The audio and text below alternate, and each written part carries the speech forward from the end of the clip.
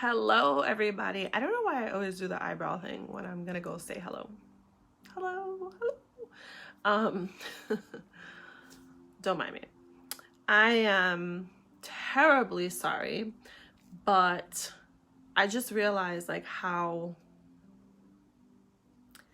much I'm sporting I've been in the partial program for 3 weeks and would rather spend the weekends having fun than trying to get this look to look black again. So I'm sporting that look. I'm also sporting I really don't feel like doing makeup because I've been crying all day. So let me distract you with my fashionable glasses look. So let me know how that's working because I feel like it's working for me. Anyway, I'm just being silly for the sake of being silly. I think life needs silliness sometimes. So anyway, I wanted to do this bonus video because it's interesting. After I did the last video of my Bpd series, I saw on Instagram someone post that it's actually borderline personality disorder awareness month, and I'm like, what? So I looked it up, and sure enough, May is borderline personality disorder awareness month. And I thought like, wow, how cool, how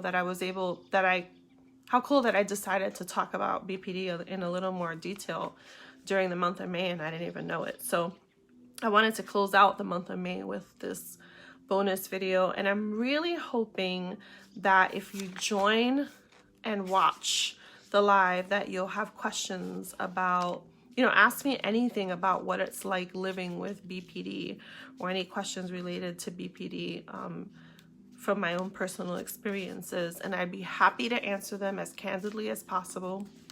I did post something earlier on both this Facebook account as well as my Instagram account asking for people to send in questions ahead of time, so that I wasn't like, not having anything to talk about. And I did get a few questions, so I'm gonna go through those, and then hopefully if anybody else joins and you have questions, you can add them. I'd love to like have this be more of like a chatting, interactive experience versus me just, talking.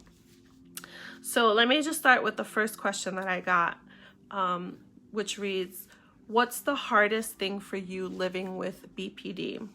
That was really hard to sit with, actually, because there's so many things. I really didn't know how I was gonna choose, like what's the hardest thing.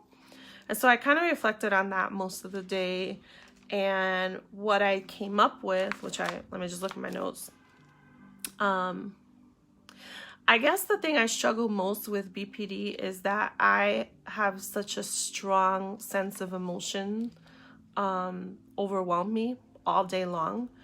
And I've learned that with BPD, you tend to feel things harder or more strongly than people without BPD.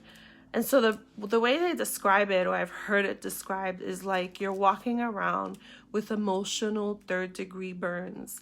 And so, the touch of anything is so painful compared to someone who has not been burned. And so that's helped me. But what I will say is those words could not better describe. That could not be a better description, because my whole life I've noticed this pattern where when I hear other people's stories and they're painful, I feel it like if it's happening to me.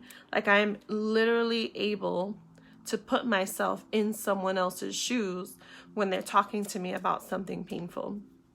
I think that's why I always like to know like all sides of the story before I make any decisions in my mind of what was right, what was wrong, or whatever, because there's so many different aspects to look at. And I think as someone who has had trauma and who has BPD, I understand what pain feels like, especially because I feel it so deeply that when I'm hearing of anyone else's pain, I fall apart on the inside. Like my heart feels like it's breaking for the person that I'm listening to, and I start getting flooded with all these thoughts of how unjust the world is, and you know, this like anger will rise up against anyone who hurt the person. Like it's just it's really weird, and it can also be very draining.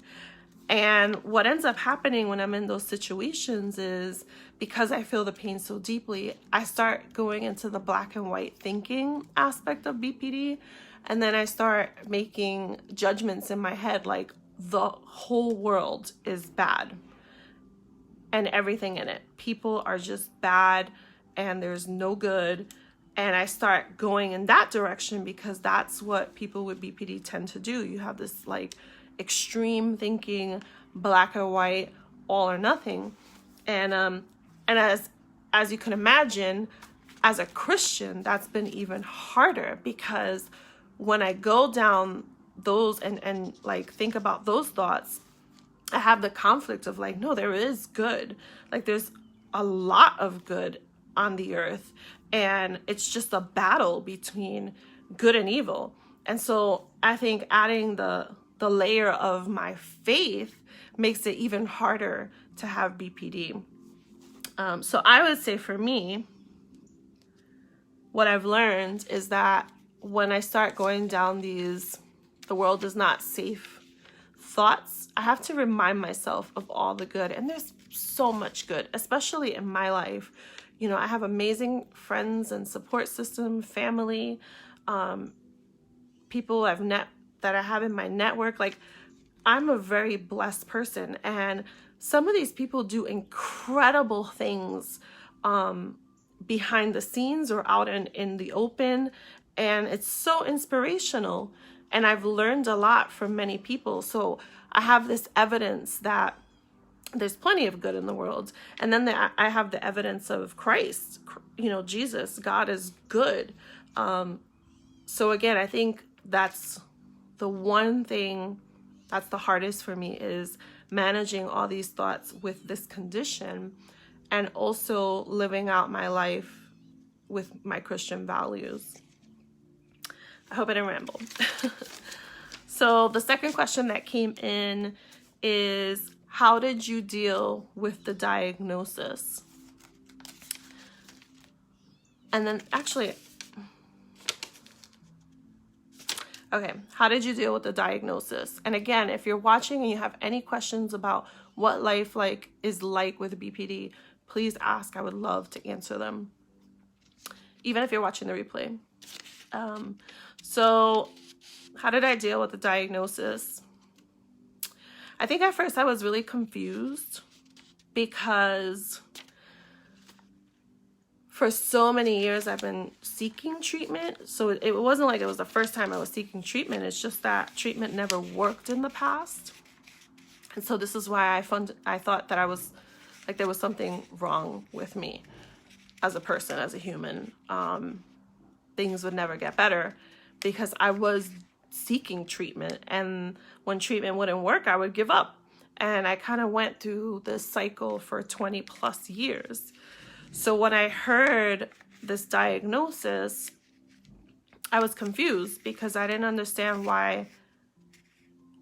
First of all, it made so much sense when I looked at the criteria. Everything in my life for once made sense. And I'm not big on labels. I don't love labels. But as you've probably heard me say in my other videos, or maybe in person if you're my friend, I believe that God uses science, and I believe that we need to know what these illnesses are, how they appear, what the symptoms are, what triggers it to make it worse, what can make it better. Like, we need to have all this information so that we can fight. So I was confused because I didn't get the diagnosis properly, and I was angry at the medical industry for so long because of that. But once I got over like the confusion and like kind of the, okay, this is what it is, then I did everything I could to educate myself on what this condition is and What do I need to know? Like, what are the symptoms? What's the prognosis? What's treatment? Like, what's the best treatment options for this? Is it medicine? Is it therapy? Is it, and I just kept digging into reliable sources, by the way. I do want to say that. If you're diagnosed with anything, please only use reliable sources. And, I can't get into all the details of how to do that, but please do not just look at any website and think that that is absolute truth. And then once I learned about the illness, I started practicing the skills that were provided to me in the partial program or through my therapist. And it's a daily thing for me. So I'm practicing every single day. There are so many times when BPD wants to make an appearance with symptoms, and I have to use what I was trained to do, which is to rearrange or to reframe how I'm thinking so that I don't have these like really exasperated symptoms. And I cry sometimes still. Like, it's been 7 months since I've been diagnosed, and there have been so many changes since that diagnosis. Like, I'm much better able to regulate my emotions now than I've ever been able to do in my whole life. But I still cry because I feel like, why, right? I think we can all say whether we have mental illness or not. At some point, we're asking why me? And then I cry because it's not easy to deal with or to live with. And I guess before, in some ways, it was easier because I just thought I was a crazy person or a bad person. So it didn't, at this point, you just feel unworthy, period. Like, your whole mindset is messed up. But now that I'm healing, it feels different. I think that's the best way that I can describe it. But I think the one thing that I've realized is that it no longer like enslaves me like it used to. It no longer has control over me or power over me. I control it. I tell it what to do. I tell my mind what to think. So, okay, I hope I answered your question. Again, if you're watching and you want to ask a question about what it's like to live with BPD, I'd love to answer. And the last question I got was, were you ever stressed with the diagnosis? I had to think about this one a little bit because I don't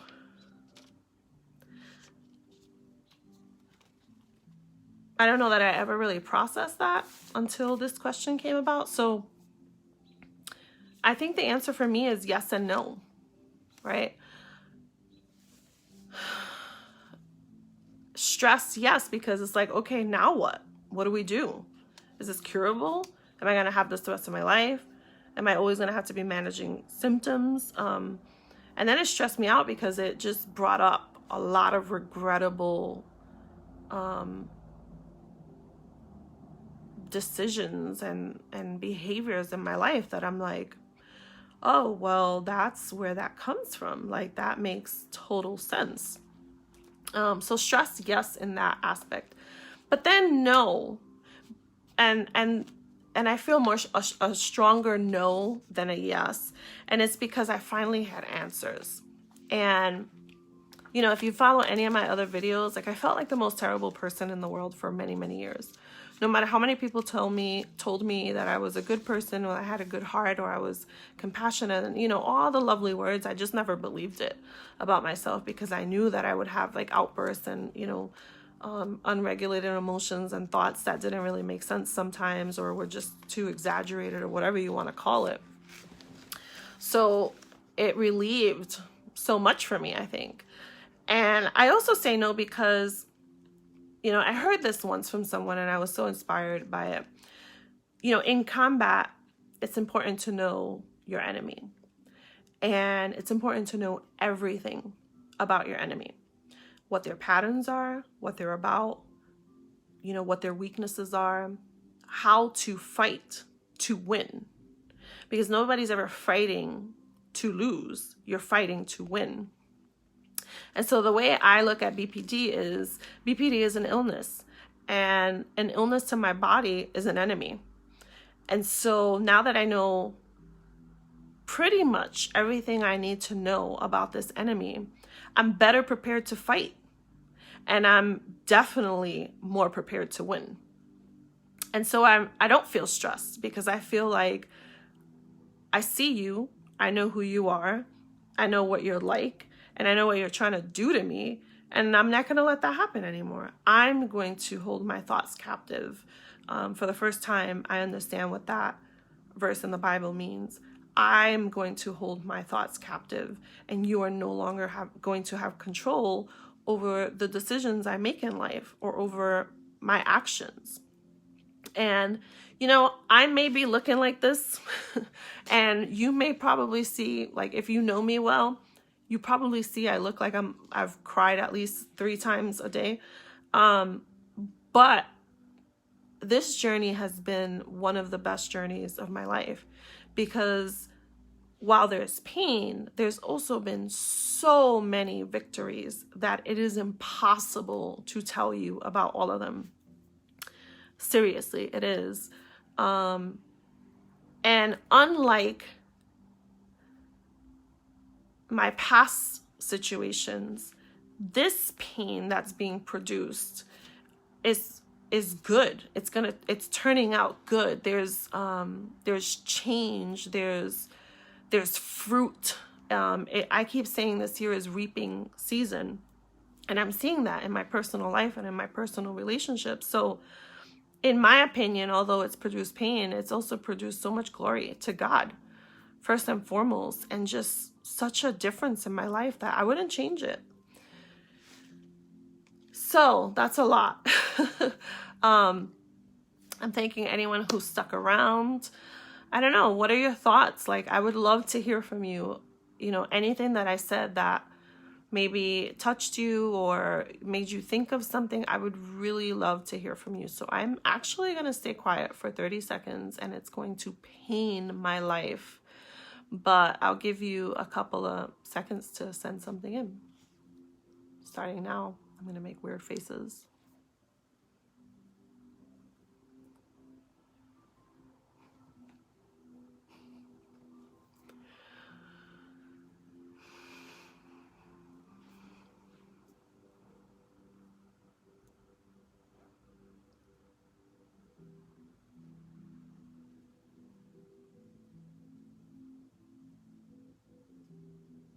I could just imagine what I look like right now. I can't do it. I can't stay quiet for too long. It's weird. But anyway, if you have questions, maybe you don't even want to ask them on here, and but you still have questions and you want that to be private, feel free to private message me. But yeah, that was thank you so much. Thanks for watching, as always. I hope that this video spoke to you in some way, shape, or form. If you're struggling with mental illness, keep fighting. Don't give up. There's hope. There is actually another side of it. You can come out on the other side, and it's a beautiful thing when you do. So yeah, I just appreciate your support. Everything you do to support this page, whether it's sharing it with your friends privately, I've seen that. That's been such a blessing to myself and other people. Whether you're commenting your support or just watching. I've had so many people tell me that they've been watching the videos and how it's helped them in some way. And that is such a blessing to me, because it means that none of it was in vain. And that's the goal, right, in life. So again, thanks for watching. Have a blessed weekend. I'll see you soon.